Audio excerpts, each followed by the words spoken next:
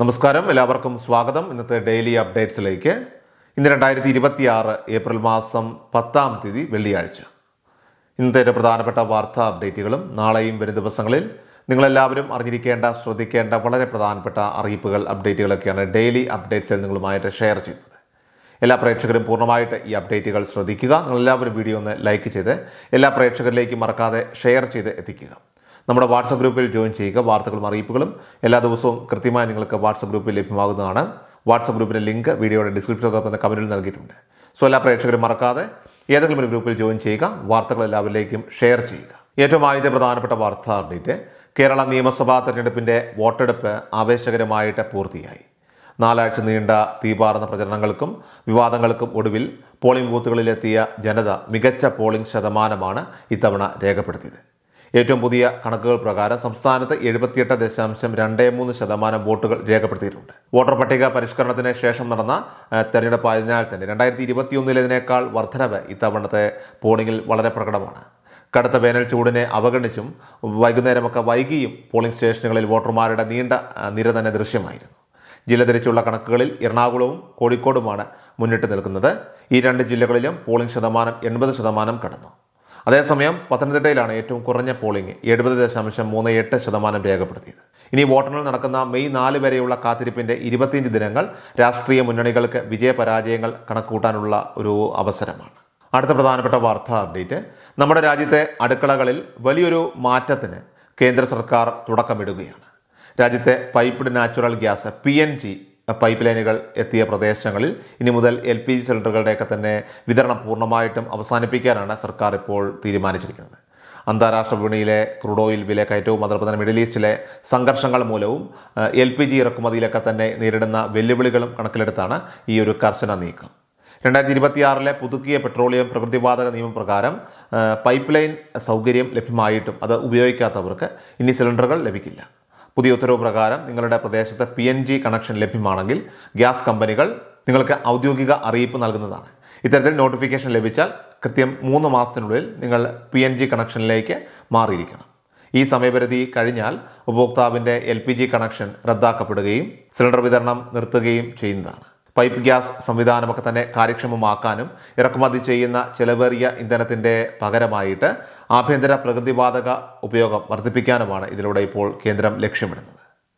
അടുത്ത പ്രധാനപ്പെട്ട വാർത്താ അപ്ഡേറ്റ്: രാജ്യത്തെ ദേശീയപാതകളിലെ ടോൾ പ്ലാസകളിൽ ഏപ്രിൽ 10 മുതൽ പണമിടപാടുകൾ പൂർണ്ണമായിട്ടും നിർത്തലാക്കുകയാണ്. ഇന്നു മുതൽ പ്രാബല്യത്തിൽ വരികയാണ്. ടോൾ ഗേറ്റുകളിലെ തിരക്ക് കുറയ്ക്കാനും യാത്ര സുഗമമാക്കാനും ലക്ഷ്യമിട്ട് കേന്ദ്ര ഉപരിതല ഗതാഗത മന്ത്രാലയം നടപ്പിലാക്കുന്ന ഈ പരിഷ്കാരത്തോടെ ഫാസ്ടാഗ് മുഖേനയുള്ള ഡിജിറ്റൽ പേയ്മെൻറ്റുകൾക്കൊക്കെ തന്നെ മാത്രമായിരിക്കും പ്രാമുഖ്യം. നിലവിൽ ഫാസ്ടാഗ് ഇല്ലാത്തവർക്ക് UPI വഴി പണമടയ്ക്കാനായിട്ട് സൗകര്യമുണ്ടെങ്കിലും പുതിയ നിയമപ്രകാരം ഇത്തരക്കാർ നിശ്ചിത ടോൾ തുകയുടെ 1.25 മടങ്ങ് അധികം നൽകേണ്ടി വരും. അതായത് 100 രൂപ ടോൾ നൽകേണ്ടിടത്ത് UPI ഉപയോഗിക്കുമ്പോൾ 125 രൂപ നൽകണം. ഏപ്രിൽ 10 ഇന്ന് മുതൽ ടോൾ ബൂത്തുകളിൽ ക്യാഷ് കൗണ്ടറുകളൊക്കെ തന്നെ പ്രവർത്തിക്കില്ലാത്തതിനാൽ തന്നെ ഫാസ്ടാഗ് ഇല്ലാതെ എത്തുന്നവർ പിഴ നൽകാനായിട്ട് നിർബന്ധരാകും. നിയമപരമായിട്ടുള്ള ഈ നിർദ്ദേശങ്ങളൊക്കെ തന്നെ പാലിക്കാത്ത വാഹനങ്ങളെ ഹൈവേയിൽ നിന്ന് നീക്കം ചെയ്യാനോ പ്രവേശനം നിഷേധിക്കാനോ അധികൃതർക്ക് അധികാരമുണ്ടാകും.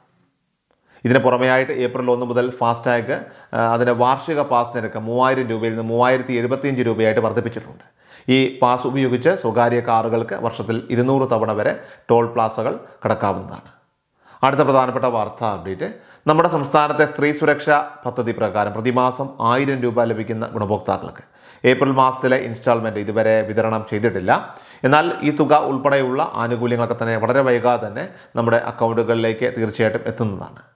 തെരഞ്ഞെടുപ്പ് പശ്ചാത്തലത്തിലാണ് ആനുകൂല്യ വിതരണത്തിൽ നേരിയ താമസം നേരിട്ടത്. നിലവിൽ ക്ഷേമ പെൻഷനുകളെ പോലെ തന്നെ എല്ലാ മാസവും ലഭിക്കുന്ന ഒരു പദ്ധതിയാണിത്. അതിനാൽ തന്നെ അർഹരായവർ ഇനിയും അപേക്ഷിച്ചിട്ടില്ലെങ്കിൽ ഉടൻ തന്നെ അത് സമർപ്പിക്കുക. BPL റേഷൻ കാർഡുള്ള 35-നും 60-നും ഇടയിൽ പ്രായമുള്ള സ്ത്രീകൾക്കാണ് അപേക്ഷിക്കാനായിട്ട് അർഹതയുള്ളത്. അക്ഷയ കേന്ദ്രങ്ങൾ വഴിയോ അല്ലെങ്കിൽ കോമൺ സർവീസ് സെൻ്ററുകൾ വഴിയോ നിങ്ങൾക്ക് തീർച്ചയായിട്ടും അപേക്ഷ നൽകാവുന്നതാണ്. റേഷൻ കാർഡാണ് ഇതിലെ പ്രധാന രേഖ. മറ്റ് ക്ഷേമ പെൻഷനുകൾ കൈപ്പറ്റുന്നവർ ഇതിന് അർഹരല്ല. കൂടാതെ സർക്കാർ, പൊതുമേഖല അല്ലെങ്കിൽ അർദ്ധ സർക്കാർ സ്ഥാപനങ്ങളിൽ സ്ഥിരമായിട്ടോ താൽക്കാലികമായിട്ടോ കരാർ അടിസ്ഥാനത്തിലോ ജോലി ചെയ്യുന്നവരും ഇതിലേക്ക് അപേക്ഷിക്കാൻ അർഹതയുള്ളവരല്ല. ആധാർ ലിങ്ക് ചെയ്തിട്ടുള്ളതിനാൽ തന്നെ തെറ്റായ വിവരങ്ങൾ നൽകിയാൽ എളുപ്പത്തിൽ കണ്ടെത്താനാകും. അതിനാൽ തന്നെ അർഹരായവർ മാത്രം ഇതിലേക്ക് അപേക്ഷകൾ നൽകിക്കൊണ്ട് ഈ പ്രതിമാസ സഹായം കൈപ്പറ്റാൻ ശ്രദ്ധിക്കേണ്ടതാണ്. അടുത്ത പ്രധാനപ്പെട്ട വാർത്താ അപ്ഡേറ്റ്, സാമൂഹ്യ സുരക്ഷാ ക്ഷേമ പെൻഷൻ വിതരണവുമായി ബന്ധപ്പെട്ട വളരെ പ്രധാനപ്പെട്ട ചില മാറ്റങ്ങൾ 2026 മെയ് മാസം മുതൽ നിലവിൽ വരികയാണ്. മുൻപ് പ്രഖ്യാപിച്ചിരുന്നത് പോലെ തന്നെ മെയ് മാസത്തിലെ പെൻഷൻ തുകയിൽ വർധനവ് ഉൾപ്പെടെയുള്ള പരിഷ്കാരങ്ങളൊക്കെ തന്നെ ഉണ്ടാകുമെന്ന വിവരമാണ് ഇപ്പോൾ പുറത്തു വരുന്നത്.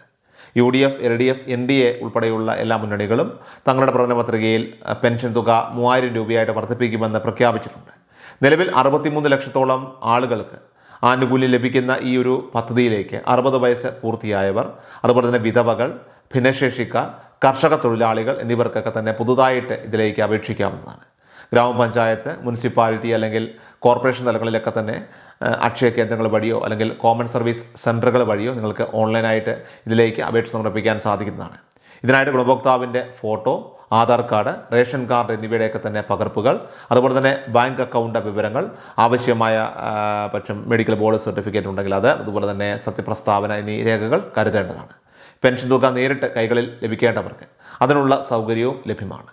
കുടുംബ വാർഷിക വരുമാനം 1 ലക്ഷം രൂപയിൽ താഴെയുള്ളവർക്ക് മാത്രമേ ഇതിലേക്ക് അപേക്ഷിക്കാനായിട്ട് അർഹതയുള്ളൂ എന്നുള്ള കാര്യം കൂടി പ്രത്യേകം ശ്രദ്ധിക്കേണ്ടതാണ്. അതുകൊണ്ട് തന്നെ ആവശ്യമായിട്ടുള്ള രേഖകൾ സഹിതം അർഹരായവർ എത്രയും വേഗം തന്നെ ഇതിലേക്ക് അപേക്ഷ സമർപ്പിക്കേണ്ടതാണ്. അടുത്ത പ്രധാനപ്പെട്ട വാർത്താ അപ്ഡേറ്റ്, സംസ്ഥാനത്ത് വിഷു ചന്തകളൊക്കെ തന്നെ പ്രവർത്തനം ഇപ്പോൾ ആരംഭിച്ചിരിക്കുകയാണ്.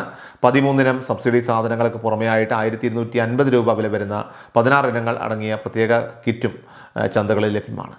1 കിലോ പഞ്ചസാര, 1/2 കിലോ വീതം ചെറുപയർ, വൻപയർ, കടല, 1 കിലോ ശർക്കരപ്പൊടി, ശബരി പായസം മിക്സ്, 100 മില്ലി നെയ്യ്, ജീരകം, കടുക്, 1 കിലോ പുട്ടുപൊടി അല്ലെങ്കിൽ അപ്പം പൊടി, ഉപ്പുപൊടി, ചിക്കൻ മസാല, ഗരം മസാല, 250 ഗ്രാം ചായപ്പൊടി എന്നിവയടങ്ങുന്ന 1250 രൂപ വില വരുന്ന ഭക്ഷ്യക്കിറ്റ് 1001 രൂപയ്ക്കാണ് സപ്ലൈകോ വഴി എല്ലാ റേഷൻ കാർഡ് ഉടമകൾക്കും ലഭിക്കുക. കൂടാതെ സബ്സിഡി ഇതര വിഭാഗത്തിൽപ്പെട്ട 17 ഇനം സാധനങ്ങൾ വൻ വിലക്കുറവിൽ നിങ്ങൾക്ക് വാങ്ങാമെന്നും സപ്ലൈകോ അറിയിച്ചിട്ടുണ്ട്. ഏറ്റവും അവസാനമായിട്ട് സംസ്ഥാനത്തെ സ്വർണ്ണവില പരിശോധിച്ചാൽ സംസ്ഥാനത്ത് സ്വർണ്ണവിലയിൽ ചാഞ്ചാട്ടം തുടരുകയാണ്. വ്യാഴാഴ്ച ഏപ്രിൽ 9-ാം തീയതി 22 കാരറ്റ് സ്വർണ്ണത്തിന് ഗ്രാമിന് 215 രൂപ കുറഞ്ഞ് 13,885 രൂപയും പവന് 1,120 രൂപ കുറഞ്ഞ് 1,11,080 രൂപയിലുമാണ് വ്യാപാരം പുരോഗമിച്ചത്. സോ ഡെയിലി അപ്ഡേറ്റ്സ് പൂർണ്ണമാവുകയാണ്. എല്ലാവരിലേക്കും നിങ്ങൾ ഈ അപ്ഡേറ്റ്സ് ഇപ്പോൾ തന്നെ ഷെയർ ചെയ്യുക. നമ്മുടെ വാട്സപ്പ് ഗ്രൂപ്പിൽ ജോയിൻ ചെയ്യുക.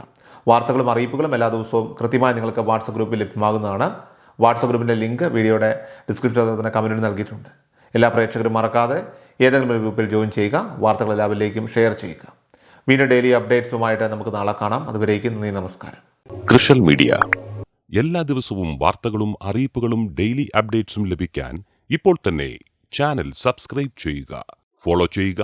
നിങ്ങളുടെ ലൈക്കും ഷെയർ നൽകി ഞങ്ങളെ സപ്പോർട്ട് ചെയ്യുക. നിങ്ങളുടെ അഭിപ്രായങ്ങൾ കമന്റ് ബോക്സിൽ രേഖപ്പെടുത്തുക.